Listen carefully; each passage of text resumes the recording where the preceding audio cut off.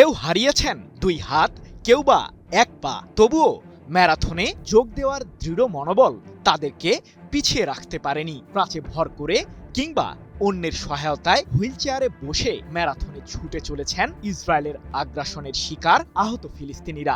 যেন এর মাধ্যমেই বিশ্বকে ইসরায়েলের নির্মমতার প্রমাণ দেওয়ার চেষ্টাই চালাচ্ছেন নিরীহ ফিলিস্তিনিরা। তবে কি গাজা উপত্যকায় বন্ধ হয়েছে ইসরায়েলের আগ্রাসন, নাকি এখনো চলছে ইহুদিবাদীদের নৃশংসতা? প্রশ্ন হলো, কেমন আছে এখন গাজাবাসী?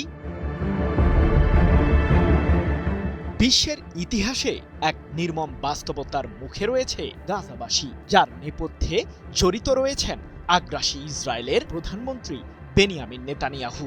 গত বছরের অক্টোবরে গাজা উপত্যকায় যুদ্ধবিরতি ঘোষণা করলেও এখনো প্রায় প্রতিদিনই ফিলিস্তিনিদের বিরুদ্ধে নৃশংসতা চালাচ্ছে ইসরায়েলের সামরিক বাহিনী। বিমান হামলা থেকে শুরু করে সরাসরি গুলিবর্ষণ। গাজাবাসীর বিরুদ্ধে যুদ্ধবিরতির পর কমপক্ষে 2400 বার সেই শান্তি চুক্তি লঙ্ঘন করে হামলা চালিয়েছে ইহুদিবাদীরা। সম্প্রতি এক প্রতিবেদনে এমন তথ্যই জানিয়েছে কাতার ভিত্তিক সংবাদ মাধ্যম আল জাজিরা।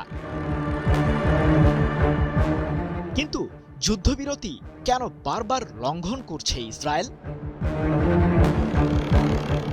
2023 সালের 7 অক্টোবর থেকে গাজায় চলছে ইসরায়েলের নির্মম আগ্রাসন, যেই নৃশংসতাকে হয়তো বিশেষণ দিয়েও বিশেষায়িত করা সম্ভব নয়। এরই মাঝে ফিলিস্তিনের ওই উপত্যকাটির 60% এলাকার নিয়ন্ত্রণ নিয়েছে নেতানিয়াহুর সামরিক বাহিনী, যাকে বাফার জোন হিসেবে আখ্যা দিয়েছে ইহুদিবাদীরা।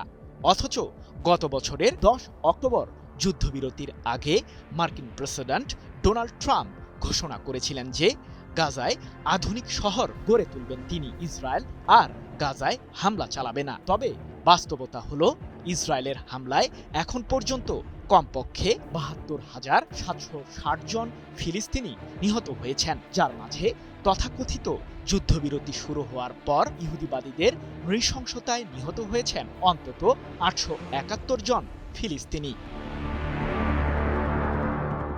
তবে হাস্যকর হলেও সত্য, তথাকথিত এই যুদ্ধবিরতি লঙ্ঘনের পেছনে ইসরায়েলিদের যুক্তি ফিলিস্তিনের স্বাধীনতাকামী সংগঠন হামাস আবারও মাথাচাড়া দিয়ে উঠছে, যার কারণে হুমকির মুখে পড়তে পারে ইসরায়েলের অস্তিত্ব। তবে কি এখানেই থেমে যাবে ফিলিস্তিনিদের জীবনযাত্রা?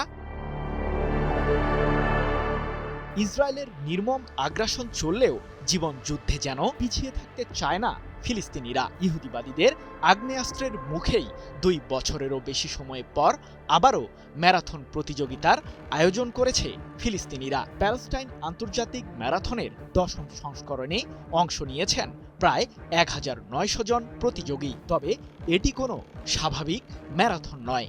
এক প্রতিবেদনে বিষয়টি নিশ্চিত করেছে ব্রিটিশ বার্তা সংস্থা রয়টার্স। ইহুদিবাদীদের নৃশংসতার বাস্তব চিত্রই যেন ফুটে উঠেছে ফিলিস্তিনিদের এই ম্যারাথনের মাধ্যমে, যেখানে সুস্থ মানুষের পাশাপাশি অংশ নিয়েছেন শত শত আহত ফিলিস্তিনি, যাদের কারো 2 হাতই নেই, কেউ বা হারিয়েছেন পা। অঙ্গহানি হওয়া 20 বছর বয়সী আয়েদ আল খাতিব নামে একজন ম্যারাথন প্রতিযোগীর ভাষ্য, ইসরায়েলের হামলায় আহত হওয়ার আগে আমি একজন ফুটবল খেলোয়াড় ছিলাম। আঘাত লাগলেও সৃষ্টিকর্তার ইচ্ছায় আমি স্বপ্ন দেখা ছেড়ে দেইনি। যদিও এই প্রথম আমি ক্রাচে ভর করে ম্যারাথনে অংশ নিয়েছি।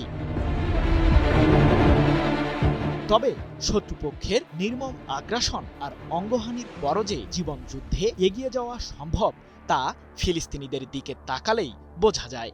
যদিও তাদের হাসিমাখা চেহারার পেছনে লুকিয়ে আছে তীব্র বেদনার গল্প। সৃজন মাহমুদ, নিউজ 24।